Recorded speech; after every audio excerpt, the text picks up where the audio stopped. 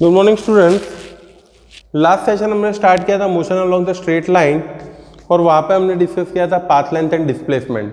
आज हम कुछ क्वेश्चन सॉल्व करेंगे पाथ लेंथ और डिस्प्लेसमेंट से, और उससे हम और इसके बारे में, टॉपिक के बारे में ज़्यादा डिटेल में समझेंगे। जैसे कि पहला क्वेश्चन है जिसमें हमें दिया हुआ है person walks along the x axis starts from origin. Person जो है वो walks along positive x axis, तो एक्स इज इक्वल टू 0 से स्टार्ट कर रहा है फ्रॉम ओरिजिन। चलो ओरिजिन पॉइंट को मैं क्या नाम दे रहा हूं, A. Reaches point B which is x is equal to 10 and returns to point C that is x is equal to 5। मतलब पर्सन का पाथ कैसा था, ए से वो कहाँ गया, पहले बी तक गया और फिर रिटर्न में कहाँ आया, वो सी तक आया है। It moves from A to B finally to C. It walks in this manner. Person walks starts from origin, reaches point B and then returns to point C. Question है calculate of course path length and displacement, okay, for path A to B to C. You have to calculate path length and displacement for path A to B to C. कैसे हम calculate कर पाएंगे इस question में, how will able to solve. पहले चलो मैं ले लेता हूँ पाथ लेंथ के बारे में। अगर पाथ लेंथ की बात की जाए तो वो टोटल डिस्टेंस कवर्ड होगा तो A B plus B C होगा, because it moves along this x-axis, moves from A to B then returns from B to C. तो AB distance plus BC distance, AB distance is 10, BC distance is 5. So path length of this particular person will come out to be 15 meter. इसकी path length क्या होगी, 15 metre होगी। और एक चीज़ हमें जो ढूंढनी है वो क्या है, another thing that we need to find out is displacement. Displacement हमेशा क्या होता है, final position minus initial position. Displacement का हमारा फॉर्मूला क्या था, it is equal to final position minus initial position. Final position क्या है इसकी, x is equal to 5 minus initial position क्या है, x इज इक्वल टू 0। तो डिस्प्लेसमेंट जो होगा वो क्या होगा, +5 मीटर। You are getting this.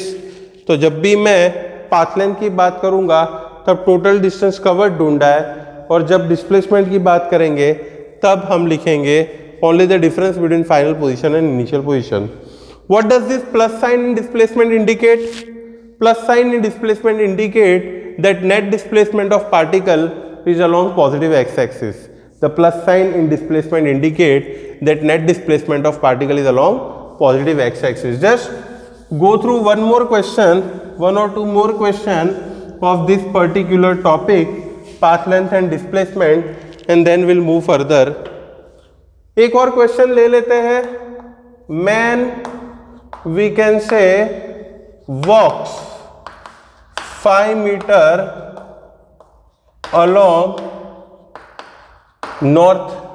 एक पर्सन जो है वो 5 मीटर नॉर्थ में ट्रैवल करता है, then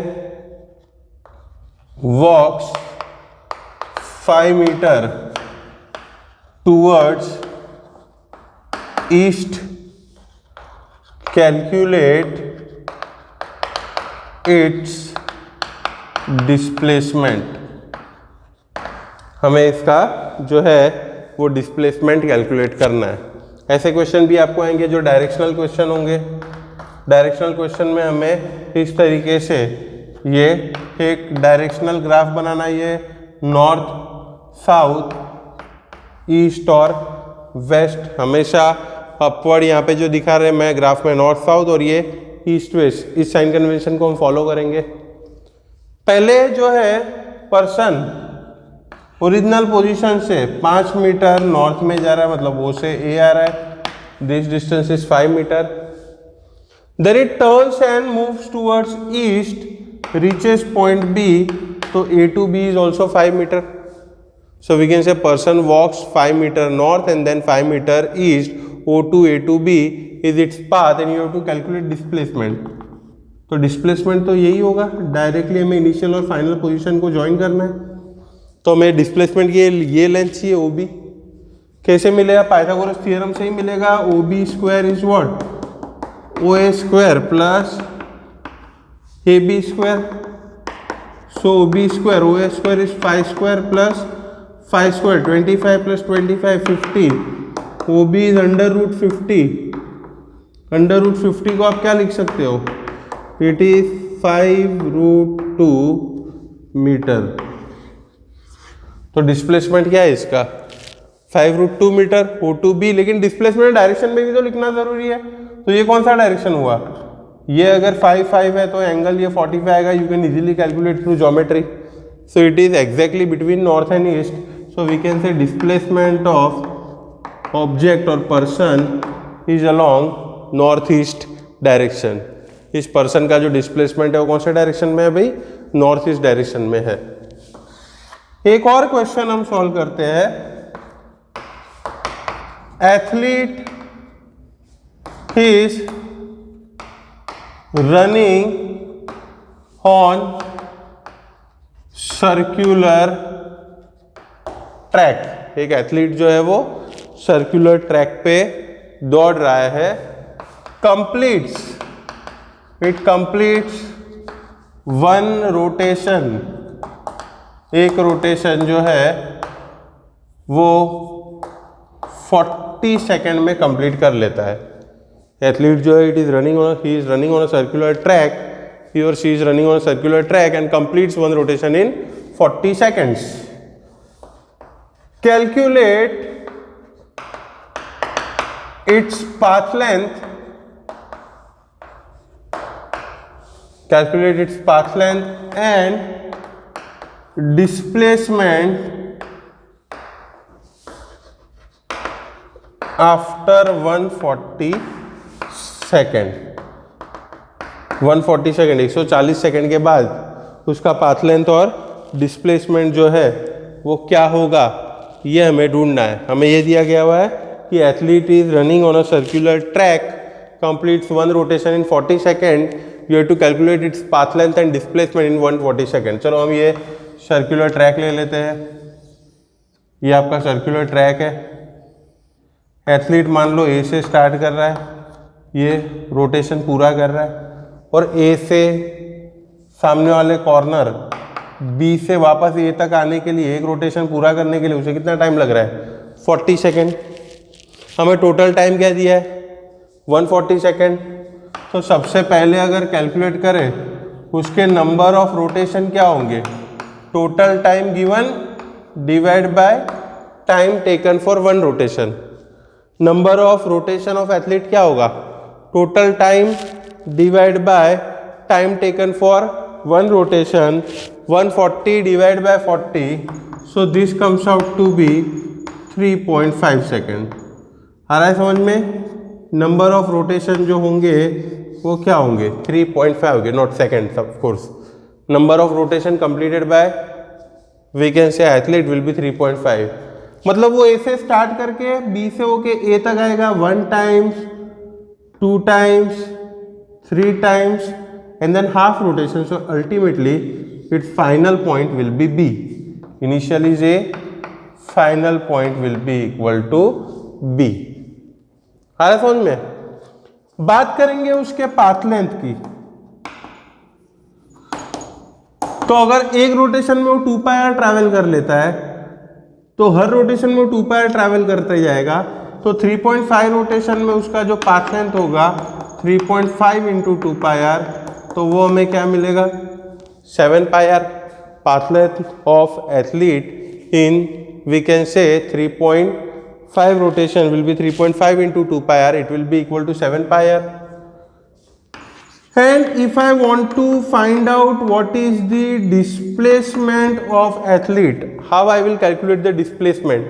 Displacement is nothing else but the straight distance between initial and final position he was at A initially. After 3.5 rotation, he will end up at this point B. So this distance between initial and final position is nothing else but it is the diameter of circle.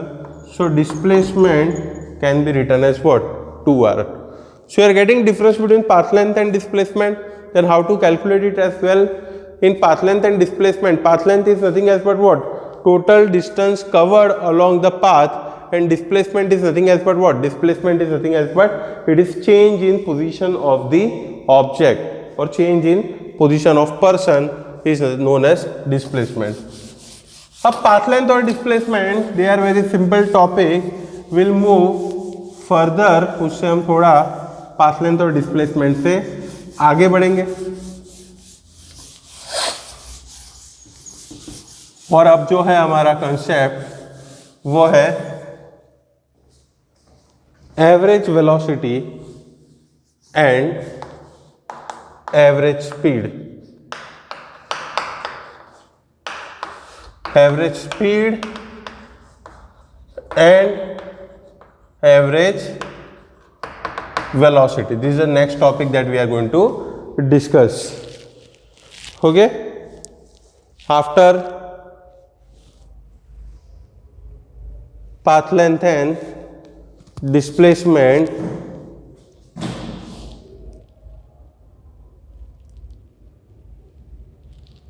the next topic that we are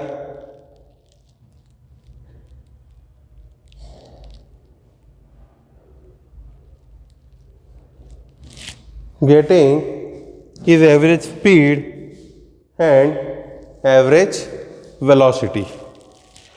देखिए ये भी काफ़ी interesting है. जब मैं बात करता हूँ एवरेज स्पीड की, तो एवरेज स्पीड क्या होता है? एवरेज स्पीड को हम लिखते हैं path length divide by time interval.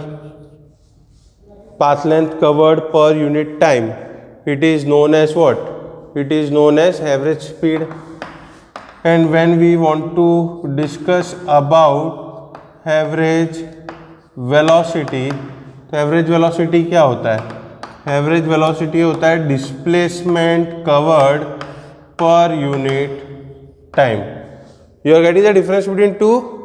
Average speed is path length covered per unit time and average velocity is displacement per unit time.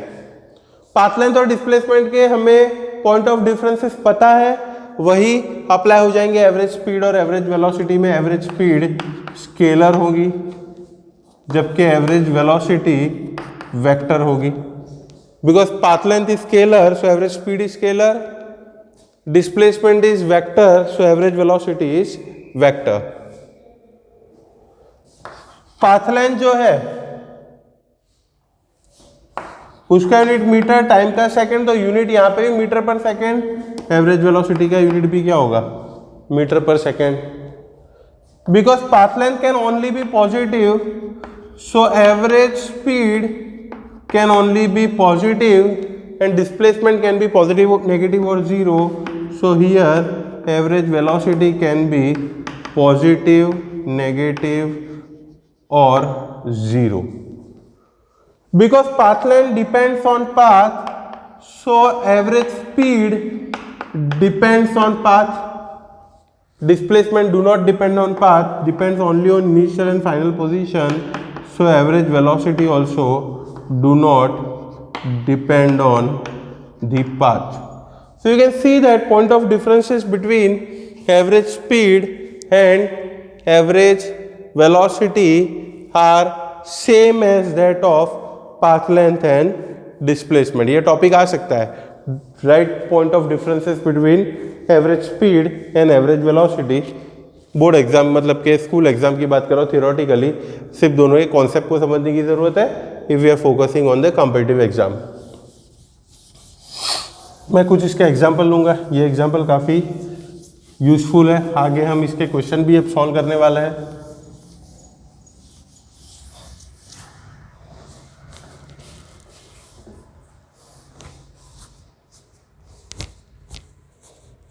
देखिए यहाँ पे मान लो कि एक कार या एक object it is travelling along a straight line. A car is traveling along a straight line, covers the first d1 distance with speed v1, then distance d2 with speed v2, d3 with v3, and so on, covers dn with speed vn. You getting this? A car or a person is moving on a straight road, covers distance d1 with speed v1, d2 with speed v2, and finally dn with speed vn. The time taken to cover distance d1 t1 will be d1 by v1, because time is equal to distance upon speed, speed is equal to distance upon time. वहाँ से ये मैंने use किया. Time taken to cover distance d2 will be d2 by v2. Time taken to cover distance d3 will be d3 by v3, and so on. Time taken to cover distance dn will be tn is dn by vn. ठीक है. अब मुझे कोई पूछे कि what is the average speed of this particular object, इसकी average speed क्या होगी, कैसे मैं ढूंढ कर सकता हूं? तो एवरेज स्पीड का फॉर्मूला है हमारा कि total distance divide by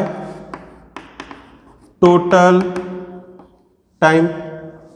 the formula for average speed is total distance divide by total time. Total distance यहाँ पे क्या होगा, d1 plus d2 up to dn, और टोटल टाइम क्या होगा, t1 plus t2 up to tn. Total distance d1 plus d2 up to dn, total time के लिए denominator में क्या आएगा, t1 की जगह d1 by v1 plus d2 by v2 up to dn by vn. This is what the average speed will be. Okay, average speed of object will be d1 plus d2 up to dn divided by d1 by v1 plus d2 by v2 up to dn by vn. That is what we are having, the value of average speed. Next one now. चलो आगे बढ़ते हैं. अब हमें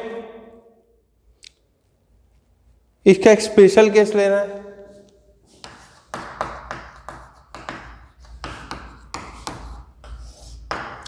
मान लो कि object half of total distance d by two speed v1 से कर रहा है और another half d by two speed v2 से कर रहा है.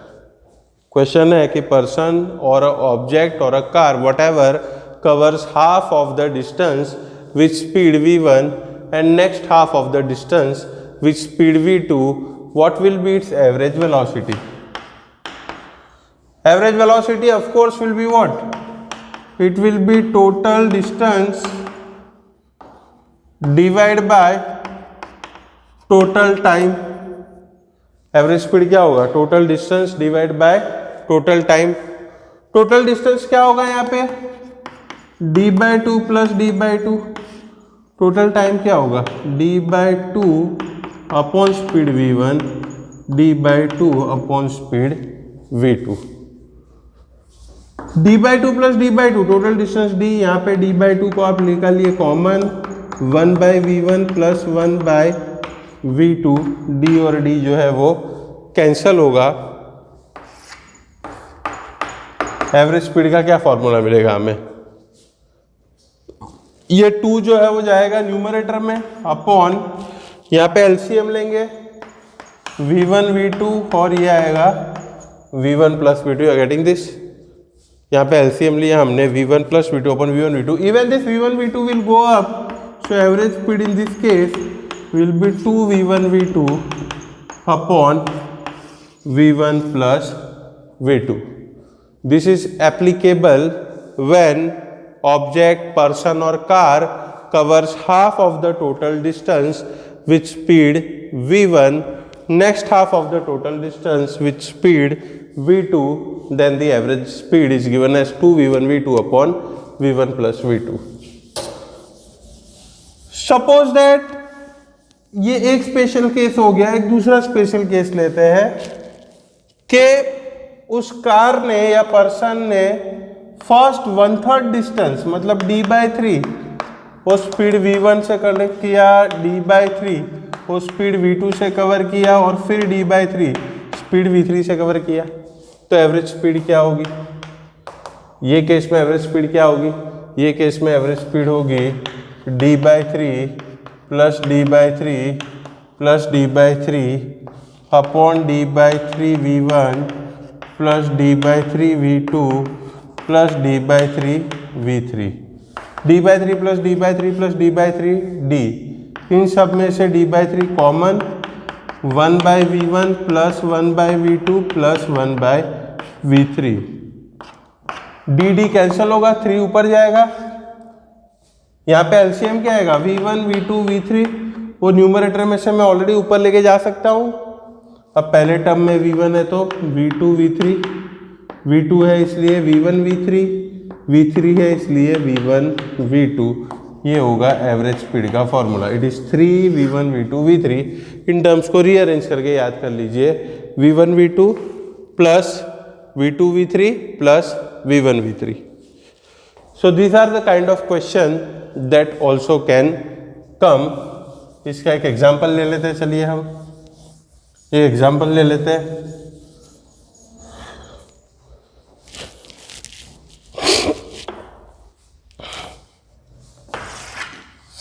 एग्जाम्पल है कि पर्सन ट्रैवल्स या object travels from A to B with speed 40 kilometre per hour, returns from B to A with speed 60 kilometre per hour. Question है कि what is the value of average speed and what is the value of average velocity. ध्यान दीजिए question में, object moves from A to B with speed 40 km per hour, then it returns from B to A with speed 60 km per hour, and we need to find out what is the value of average speed and average velocity. अब अगर बात की जाए average speed की बेटा, ए to B कितना distance है? D, B to ए भी डिस्टेंस डी है, मतलब सेम डिस्टेंस उसने ट्रैवल किया 40 से और फिर सेम डिस्टेंस ट्रैवल किया 60 से। तो एवरेज स्पीड का जो हमारा फॉर्मूला था 2v1 v2 upon v1 plus v2 यहाँ अप्लाई होगा, तो it will be equal to 2 into 40 into 60, 40 plus 60 100, 0 0 will get cancelled, 6 4 that 24 into 2, answer will be 48 km per hour. Average speed in this case will be 48 km per hour. And when I want to find out value of average velocity, तो average velocity क्या होगी यहाँ पे? तो average velocity का formula क्या था हमारा? एवरेज वेलोसिटी का फॉर्मूला था डिस्प्लेसमेंट डिवाइड बाय टाइम। अब क्योंकि पर्सन या ऑब्जेक्ट ए टू बी जा रहा है, फिर बी से वापस रिटर्न ए आ रहा है, so we can say it moves from A to B, returns from B to A, displacement it come backs to final position, so 0, so average velocity will also be equal to 0. You are getting this? So this kind of question can come from this segment. Okay, here we have divided the distances, okay, in terms of velocities. मतलब अलग अलग distance अलग अलग velocity से यहाँ पे cover कर रहा है। क्वेश्चन ये भी हो सकता है, क्वेश्चन ये भी हो सकता है कि टोटल डिस्टेंस का जो फर्स्ट 1/3 है, टोटल डिस्टेंस का जो फर्स्ट 1/3 है उसकी वेलोसिटी जो है वो है 15, और रेस्ट जो भी बाकी का डिस्टेंस है उसके लिए वेलोसिटी थी 45 मीटर पर second. You have to calculate over here what is the value of average speed. ध्यान दीजिएगा. Object cover first 1/3 of the distance with speed 15 metre पर सेकेंड. रेस्ट डिस्टेंस जो भी है वो 45 मीटर पर सेकेंड. फर्स्ट 1/3 मतलब d/3. रेस्ट कितना बचेगा? d minus d/3. वो क्या होगा? 2d/3. फर्स्ट 1/3 के लिए स्पीड क्या है? 15. रेस्ट के लिए क्या है? 45. हमें क्या ढूंढना है? What is the average speed? Average speed का फॉर्मूला टोटल डिस्टेंस d लिख सकता हूं. Total distance d plus 2d/3. Of course d ही आएगा. First 1/3 d/3 by 15. Next 1/3 2d/3 by 45. तो क्या आएगा फॉर्मूला यहाँ पे? बोलिए. d इन दोनों में से d/3 को कॉमन ले लूँ. 1/15 प्लस 2/45. ये dd कैंसिल होगा. 3 ऊपर जाएगा. ये dd कैंसिल होगा. 3 जो है वो न्यूमरेटर में जाएगा. आगे सॉल्यूशन क्या आएगा? चलो आगे सॉल्यूशन क्या आएगा इसका? एलसीएम क्या होगा इसका? 45 होगा. 3 will go in numerator. LCM will be 45. If LCM is 45, you have to multiply over here with 3.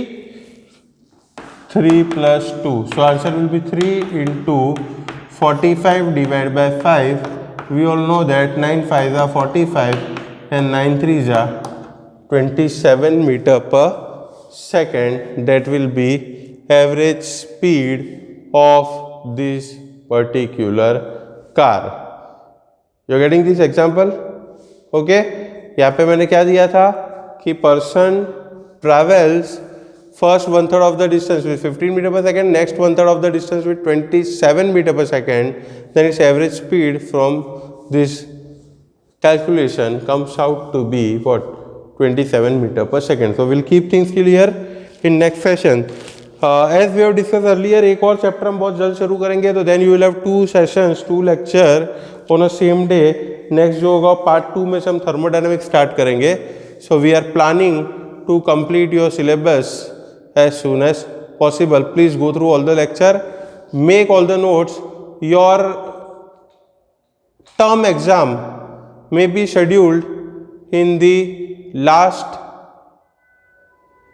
week of January, so you please be prepared for that.